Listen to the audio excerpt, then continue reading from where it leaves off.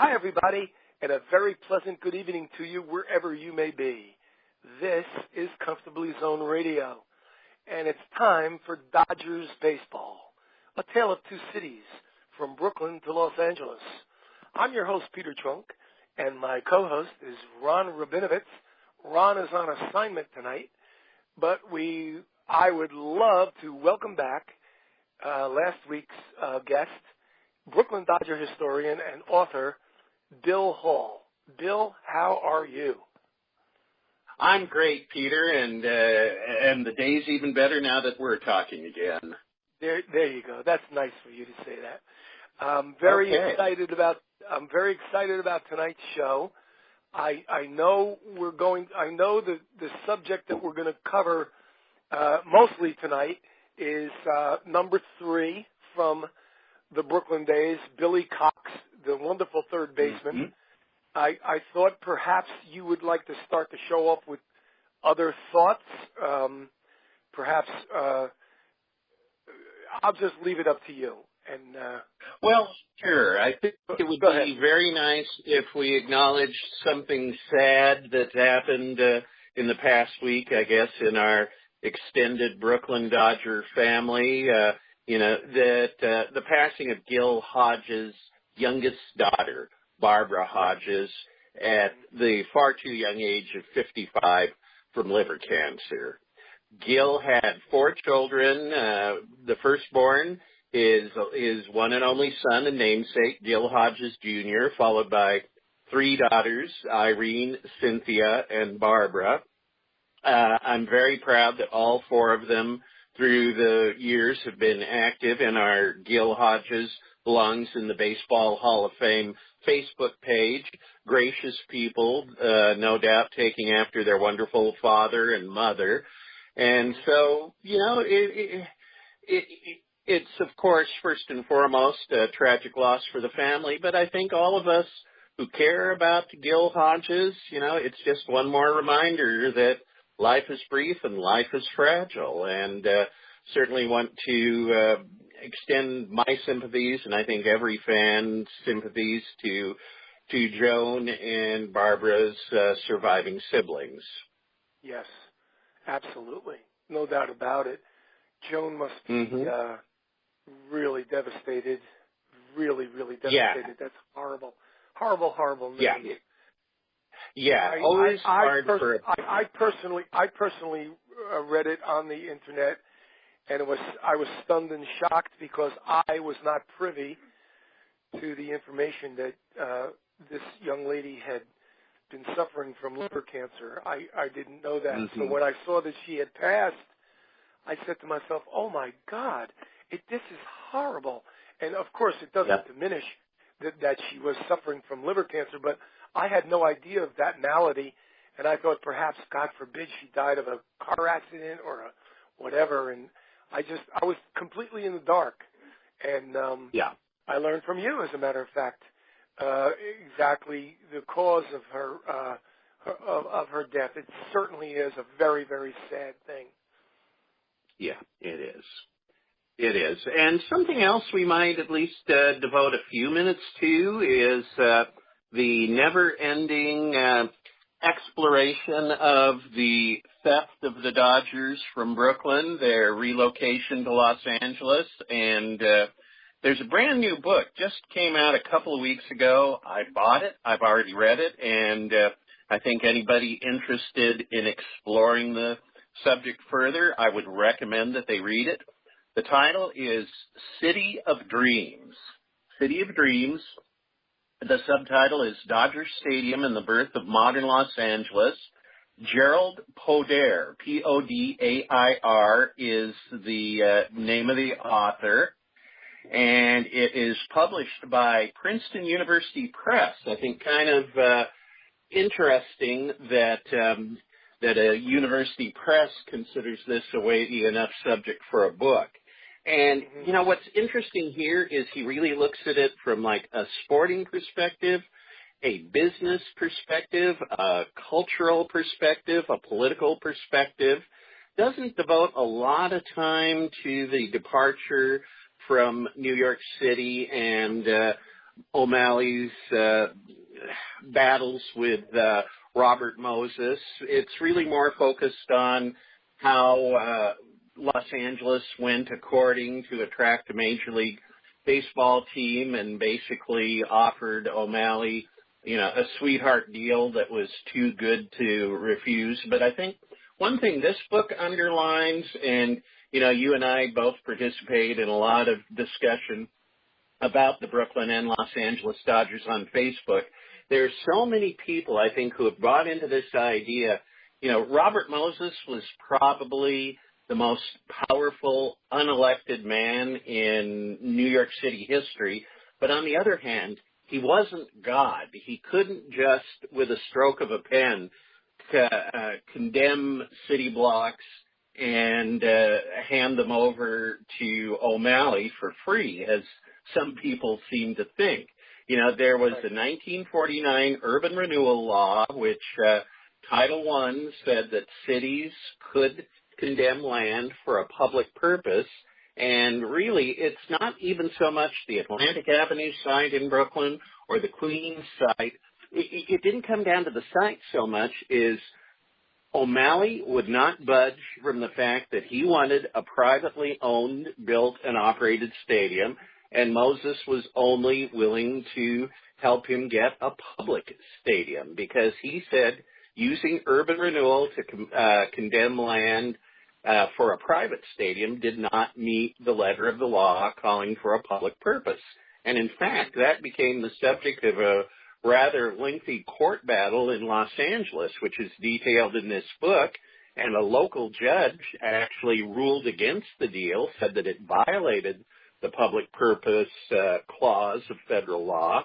It was appealed to the California State Supreme Court, which overrode that decision, clearing the way for Dodger Stadium to be built. But, I think the lesson, and would you agree that this is a story with a lot of complexity? One book, one documentary doesn't tell it all. And, to try and shift the blame, which has, I think, frustrated me, frustrated you. People want to somehow make O'Malley a hero or a victim in retrospect, chased out of town by evil old Robert Moses. And no, that's what I say anyway. Yeah, I 100% agree with that. My favorite book on this subject is, and there have been many books written about it, was After Many a Summer. Yeah, I'm with you there. This is the best account. By Robert Murphy, I think. Yeah, Robert Murphy. And that book was, that's the Bible, to me, that's the Bible to the whole story. That book right there, After Many a Summer.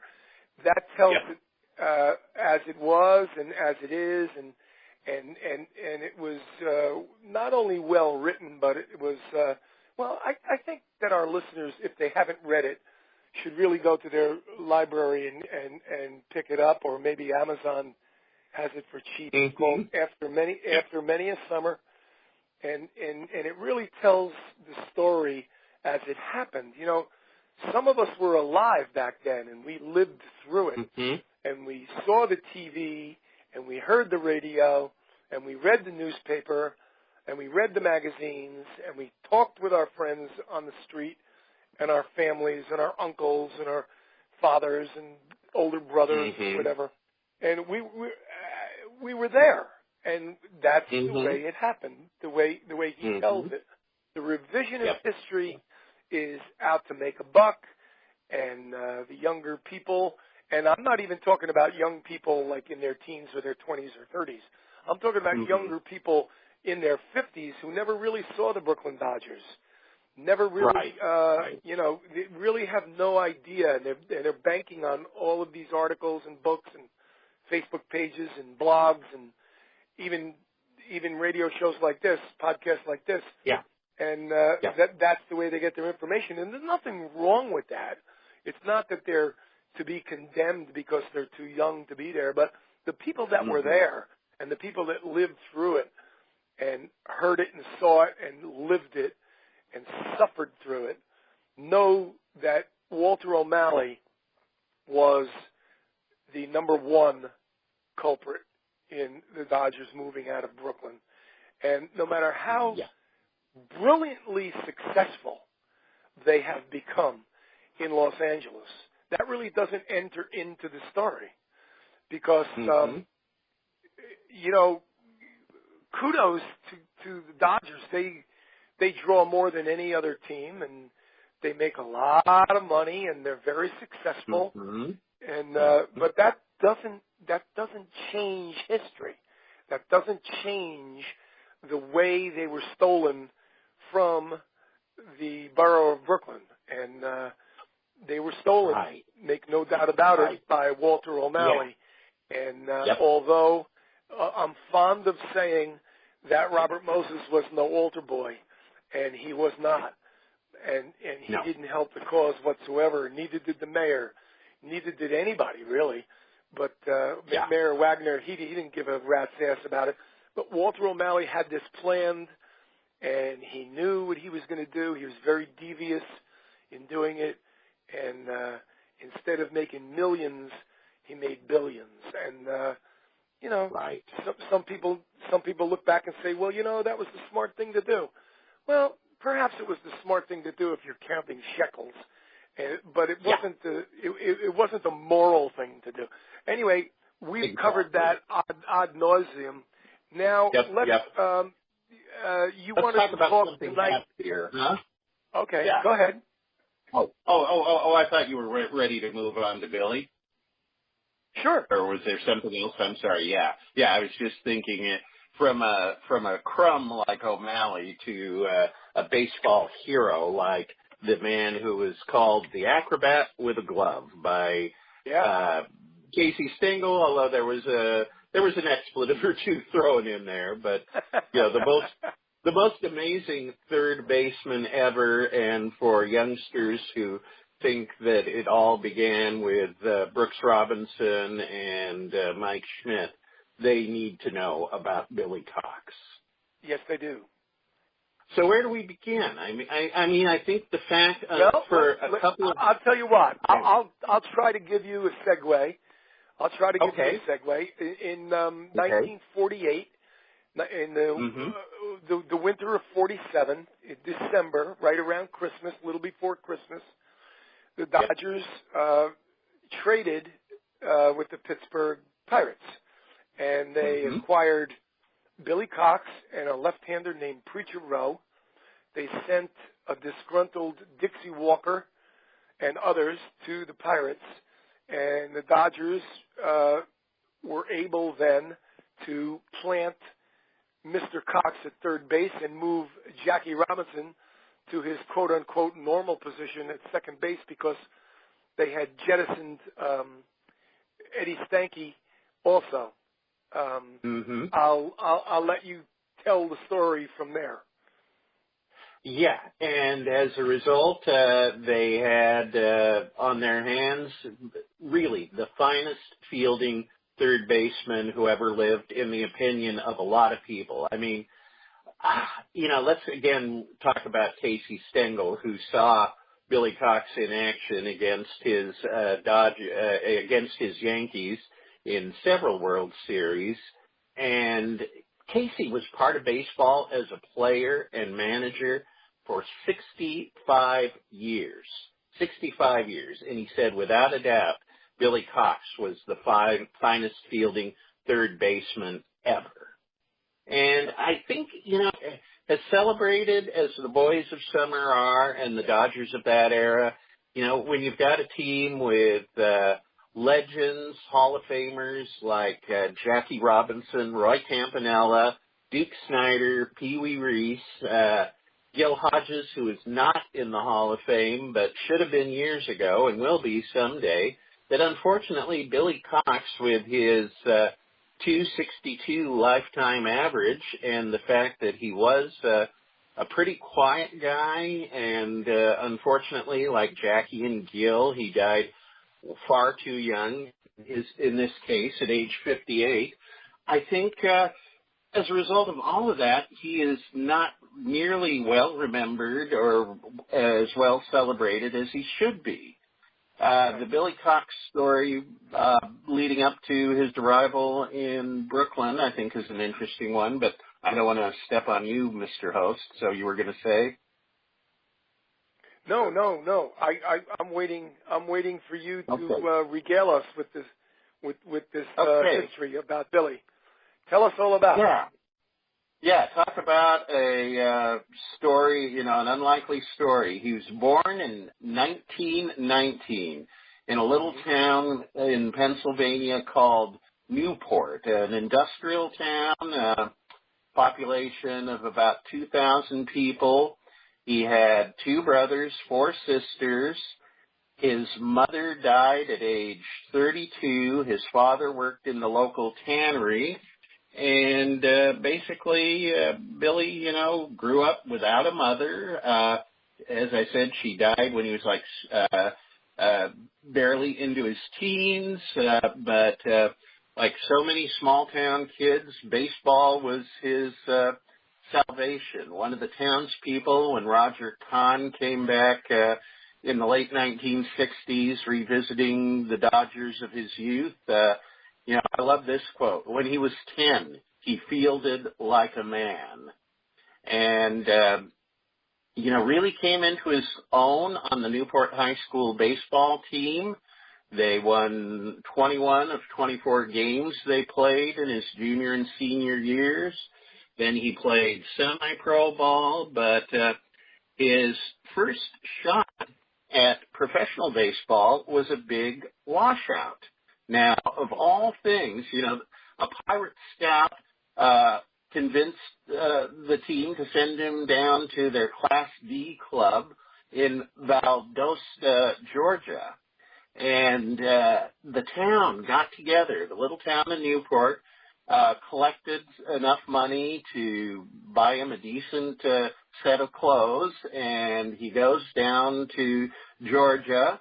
He has a tryout. The team's really impressed. The manager calls back to Pittsburgh the next day wanting to sign Billy, but it turned out he was so lonely. He got on the train and went home without telling anybody.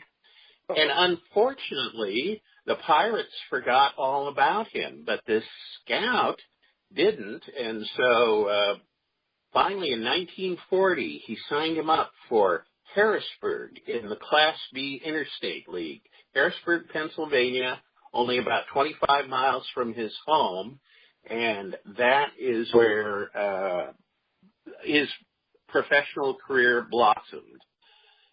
Summer of 1940, 20 years old, he plays shortstop.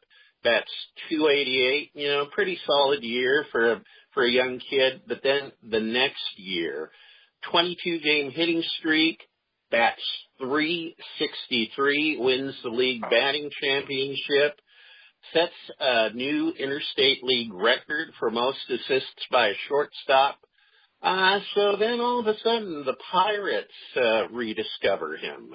And Pie Traynor, the Hall of Fame third baseman who was scouting for them, decides that they need to sign him up. And so this kid they could have had for a song for just a couple of years earlier cost the Pittsburgh Pirates $20,000, which, according to the Sporting News, may have been the highest amount ever paid for a Class B ball player. Wow. So he arrives at the end of 1941. He skips the high minors. The Pirates decide to give him a look that September. Looks pretty good in 10 games, and they're even talking about him as a potential starter in 1942. And then along comes Hitler and Tojo and a little skirmish called World War II. Yeah. And of all the players on the Pirates roster, Billy misses all of 42, 43, 44, and 45. More time in the service than anyone else on the Pirates roster. And that's not all. He got sick.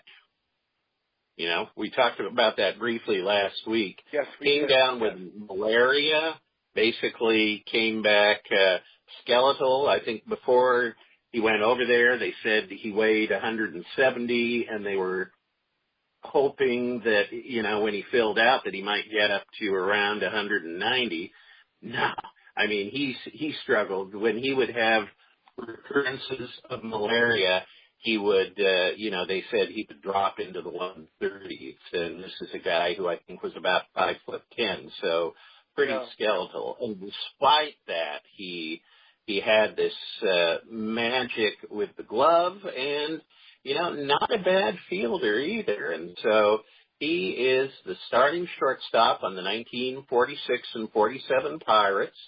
Shows a lot of promise, but luckily, for him and for his career, he and his buddy, Preacher Rowe, get that opportunity in Brooklyn. And even though 1948 was kind of a transitional year for the team, he settles in at third. He takes the job away from Spider Jorgensen, who had been the starter on the National League champions in 47, and settles in. And Peter, I mean, you actually got to see Billy, and so maybe if you could give fans a sense. I've got descriptions from other people, but there's sadly so little film. But the way he played so far in, and really, I get the impression a lot of people thought, including his teammates, thought he was really risking injury by playing so close to so far in. But he had the quickness, right? Yes, he did. He was very quick.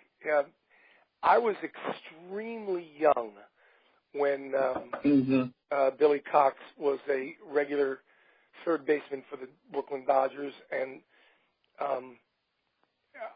all I remember him, the only thing I can remember, and this is going to make you smile, is that when the ball was hit to him and he caught it, he didn't just throw it over first base. He would look at it like he was reading all of the things that were written on the baseball. And then at the last second, he would throw it over to first base and get the runner by a step or a half a step. Yes. That's the only thing. That's the only thing I remember. I remember my father and my older brother and my uncles, my father's brothers, would say, "Throw it! Throw the ball! Throw the ball!" They would yell out. But he would get like a one hopper or a two hopper, and he would take it out of his glove and he would look at the ball. And then he would take his good old time and then rifle it over to Hodges at first base and nip the runner by a step or a half a step. That's all I remember about Billy Cox. Of course, I've seen many films. I've read many books. I've read articles. I've talked to people that played with him. But my memory of him is just that simple thing that he would take the ball out of his glove and look at it, and looked like he was reading, the National League president's autograph and whatever else is on it, and then and only then would he throw it over to first base. He was not known as a great hitter by any stretch of the imagination, but those Brooklyn teams were so loaded with offense that no one ever degraded him for that, or no one ever made a big deal that he was not a better hitter. They scored many, many runs, did the Dodgers, and they had many home run hitters on the club, and they banked on Billy Cox for his glove. And his glove was unbelievable. He was just unbelievable. I mean, when Casey Stengel said to Brooks Robinson, "You're the second greatest third baseman I ever saw," that tells you something. Yes, it does. And that trait of taking the ball and looking at it before throwing it, I came across in one book.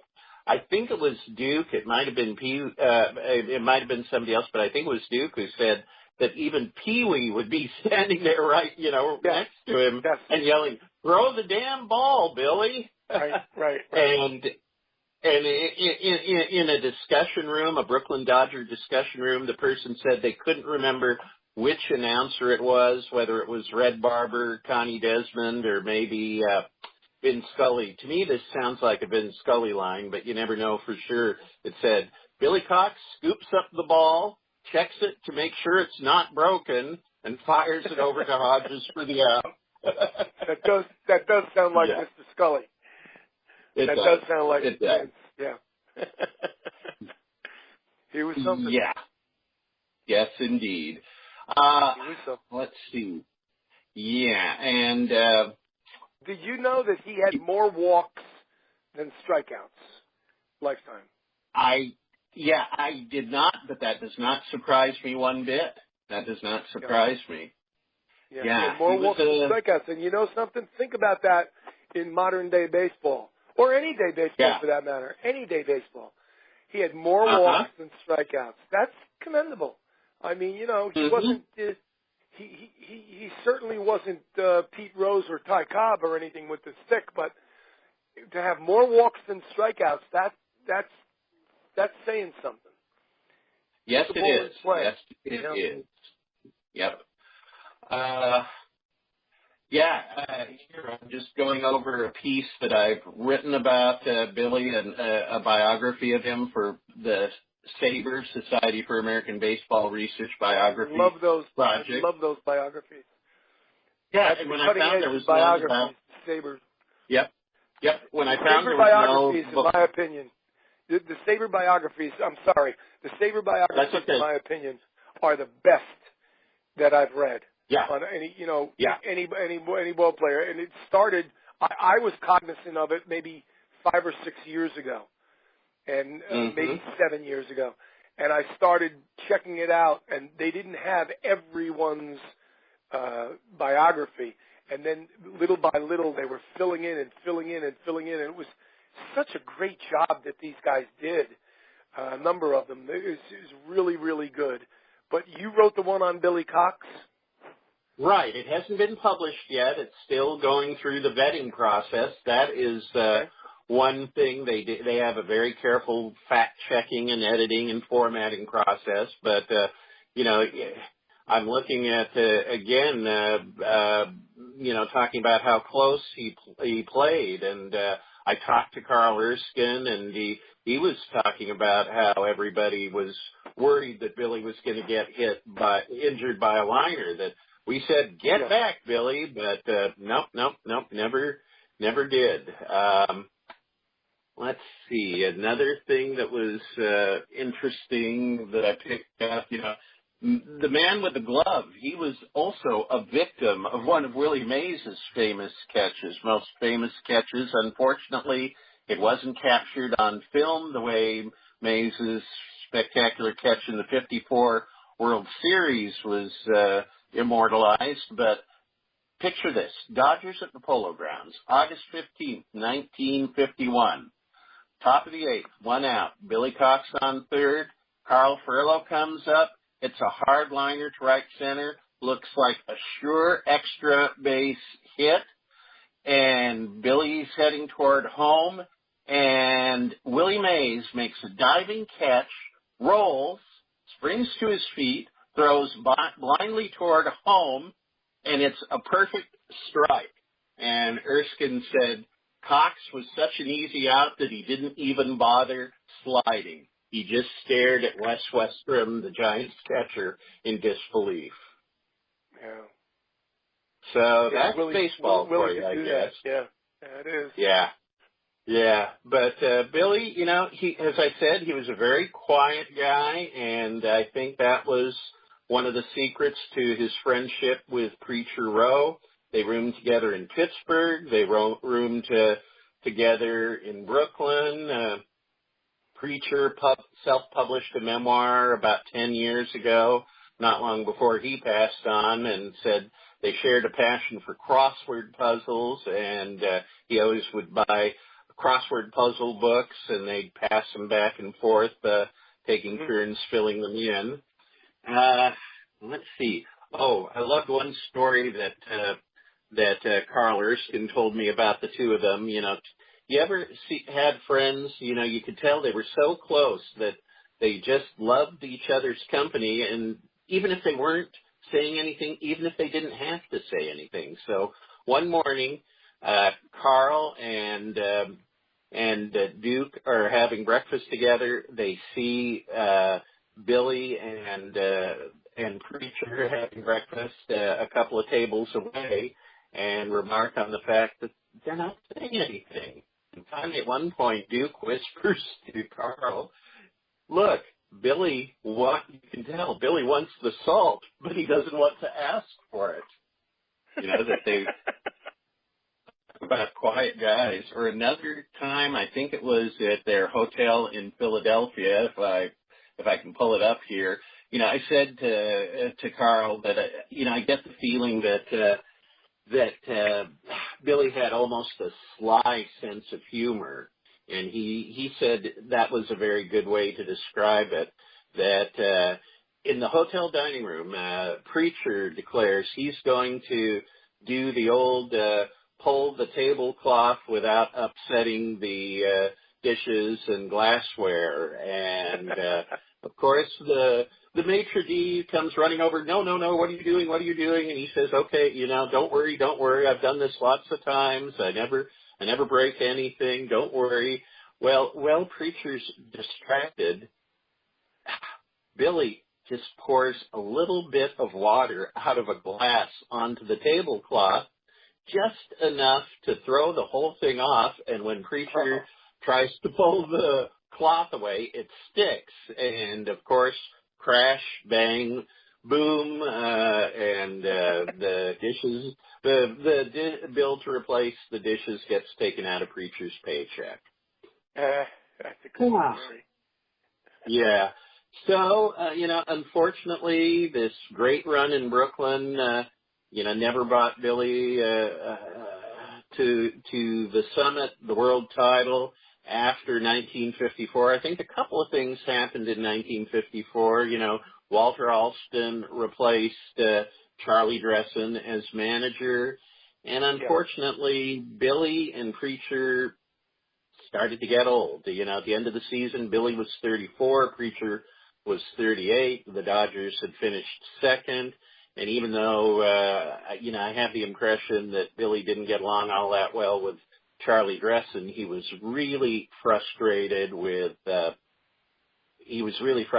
Alston, that he always had to battle for playing time, partially because of his health, partially because, the Dodgers always had somebody in the wings that they thought was going to be the next great third baseman. And of course, after Billy's departure, it took him 20 years to come up with Ron Say, and the position was pretty much a revolving door all that time.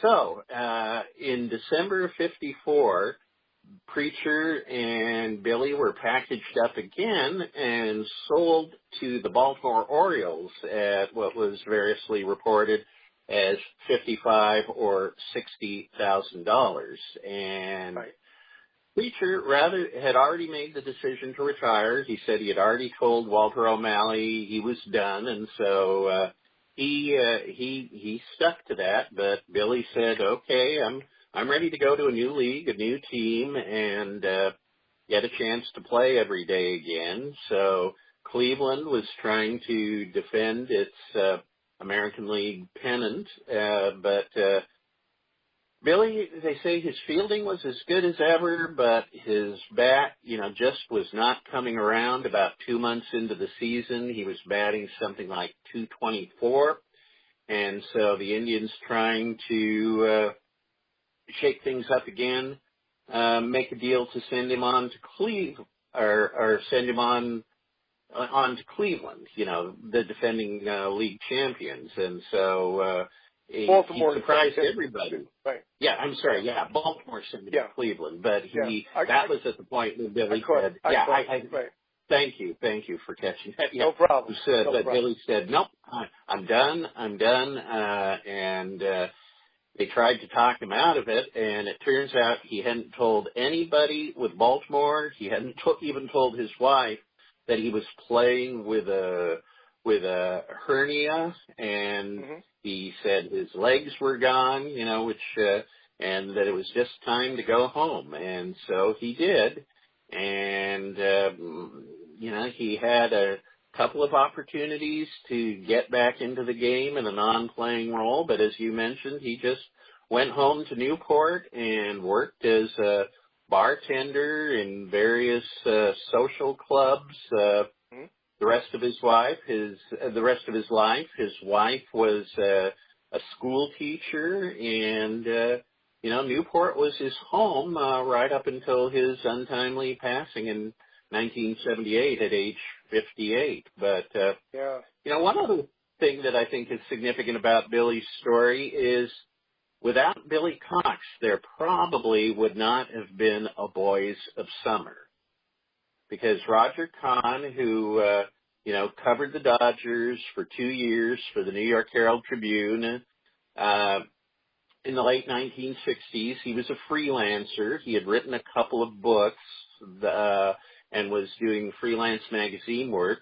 And Sport Magazine wanted him to write an article about Mickey Mantle, which he did, but he told them, everybody knows all about Mickey Mantle. I want to write about Billy Cox, and he's just in Pennsylvania, so it won't be an expensive trip.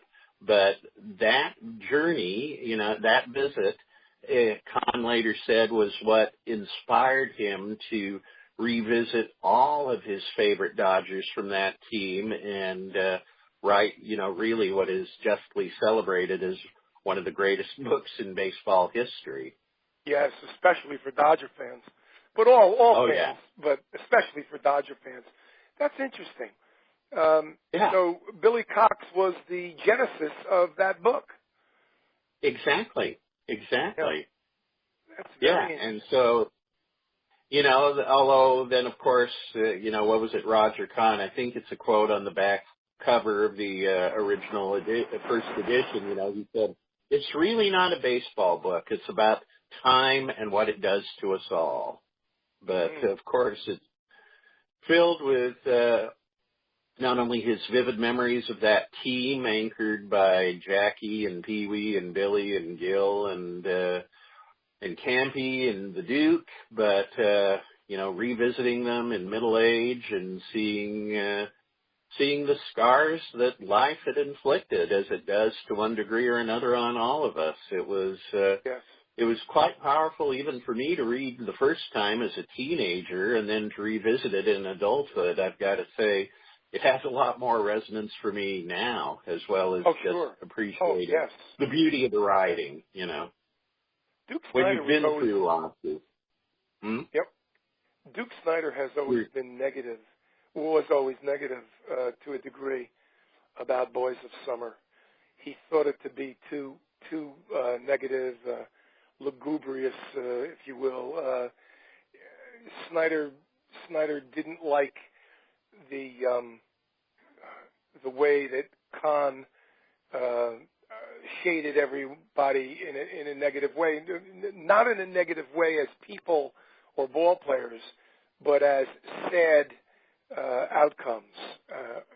Who got sick, who died, who did, and I have a lot of respect for Duke Snyder. I always did have a lot of respect for Duke Snyder. But if those are the facts, if that's what actually happened, well, then how can you write it any other way? So I have no problem with the way Kahn wrote that book. Well, I can see both viewpoints. I mean, let's talk about, my personal favorite of all the Boys of Summer, Gil Hodges. And the chapter about Gil, it's really focusing on kind of after he had pulled off one of the greatest miracles in baseball history, the World Championship for the '69 Mets. It was a slice of Gil, seeing him there in 1970, 71, kind of with a team that was still doing well. I think they finished twice both those years, or finished second both those years. But the strain on Gil, that was a piece of Gil and what he was going through at that moment. But then on the other hand, you could almost come away from that, if you didn't learn more about him, thinking that he was, kind of a gloomy Gus or something, and that even though he took the job very seriously, one thing that's come through to me as I've learned more and more about Gil and the Brooklyn Dodgers is, he had a great sense of humor. As his daughter Irene said, he loved to laugh and did so often. The 56 postseason tour of Japan, Gil, he still took the baseball seriously, but he also hammed it up, clowned for the Japanese fans, and they loved it. So, I guess that's human nature too. We've all got many sides, many pieces, and that's one slice of Gil as seen by Roger Kahn. It's a piece of him. It's not the totality of him, but if you weave through the whole story, Carl Erskine and dealing with his son with Down syndrome, and certainly that was a challenge none of us would take on willingly, and yet he and his dear wife took it on lovingly, and it's clear, that not so young man anymore just celebrated his 57th birthday, and and it's clear they have delighted in every success, every step toward independence he's been able to make. But life deals you challenges. I remember rereading that chapter not too long ago, and Jimmy, he was the fourth Erskine child, the youngest, and hearing the I'm not sure if it was the doctor or maybe a nurse say the Erskine child is mongoloid, as if that was a terrible thing, and that basically, that he would have to be locked away in an institution. And Carl and Betty said, "Oh no, you don't. This is our son, and he's coming home with us." And he has been with them now going on 60 years. And hurrah for Carl and Betty, and for Jimmy too. No doubt about it. When I called Carl Erskine cold turkey, I called Carl Erskine last June to ask him if he would do this podcast with me. I called him out of the clear blue. He didn't know who I was.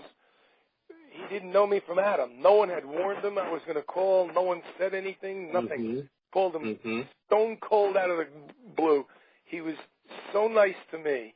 And when we set up a date for him to call the number and click in the code and all that and start our show, he said to me that he could only do it a certain time because he had to drive Jimmy to work. Oh yeah. And it almost brought tears to my eyes when he told me that. This is last June. He told me I have to drive Jimmy to work first. And it almost choked me up. That's such a great guy, such a wonderful, wonderful person. It really is to this very day. And I just thought 90 years young. Yep. And may he have, we lost so many of that team way too early. I hope he is blessed with many more happy, healthy years to be by the side of his dear wife and be there for his son. And it's interesting too. I mean, I had the same experience. I've had a couple of conversations with him for my writing projects, and an exceptionally gracious man, generous with his time, puts up with some odd questions. I told him the premise of my book about the Dodgers staying in Brooklyn, and he thought it was an interesting idea, and he explored some of the premises I had. He also talked about a lot about Billy Cox, and as soon as the Billy Cox biography is finalized, I'll be plunging into another one for the Sabre biography project. Also found out there was no biography of Shotgun Shuba, so George Shuba will be added as well. I met Shotgun Shuba at a Dodgers weekend. I have pictures with George Shuba. Very nice guy. Neat. Very nice guy. He was nice. Yeah, I'm sorry. I never got a chance to meet him, but he did self-publish an autobiography a few years back, and just reading it, the warmth comes through. Again, a man who was grateful for a good, happy, healthy, long life, to have the skill to play baseball at the major league level, to be part of that exceptional group of men, and the fact that that fans remembered him all these decades later. It's clear it was something that really delighted him, much as it delighted Carl Erskine. Yep. His face lit up like a light bulb. I just wish that he had given me that book to edit before he published it, because it was a horrible, horrible editing job. In fact, there was no editing whatsoever. It was like the first draft of a high school student's paper for the term. It was really horrible. I could have punched it up for him. He was, like I said, he was such a wonderful guy that I would have done it for nothing. I mean, absolutely. It was a pretty bad book, though. You have to admit it was. Yeah, that's a shame. You just have to read a book like that. As soon as I got it and I saw it was self-published, I thought, So if you're reading it for the stories and to hear his voice, I mean, for a Dodger historian, it's a must-read. But if somebody's just looking, it's not the prose of Roger Kahn or anything close to it, unfortunately. Right. Unfortunately. Yeah. Right. Ah, well. Okay. Have you touched all the bases, as they say? Or is there anything else you would like to bring up? Gosh, I can't think. No. I think it's been fun. I would love to do this again sometime if I ever worn out my welcome. Talk with you and Ronnie again, and God bless Ronnie Rabinovitz for his generosity in sharing the extraordinary story that he has to share. I mean, it's not every kid who gets to be a personal friend of Jackie Robinson's and stay in touch with him. It really is. Again, what it says about Jackie as a human being and wanting to be there as an example for young people. I mean, what that man carried on his shoulders through his adult life, I can't imagine, one in 1,000, one in 1,000,000 being able to carry that burden as well as Jackie did. I concur. Yeah. Yes. Yeah. It was tremendous. Anyway, I would like to thank you once again for being more than a good guest, very, very good guest, and I'm going to take you at your word, and I'm going to ask you back probably too many times, and you're gonna pretend you didn't get my messages, but I always enjoy talking with you. Always enjoy talking with you, and certainly is a pleasure for me, and I know I speak for Ronnie also, and for our producer Ralph Tycho, and for all Comfortably Zoned Radio in its entirety. We've come to the end of another great show. Thank you, my friend, and I will be in touch with you. I'd like to say goodnight to our listening audience, and we'll be back next week with another show. Thank you again, Mr. Bill Hall. Good night. Good night.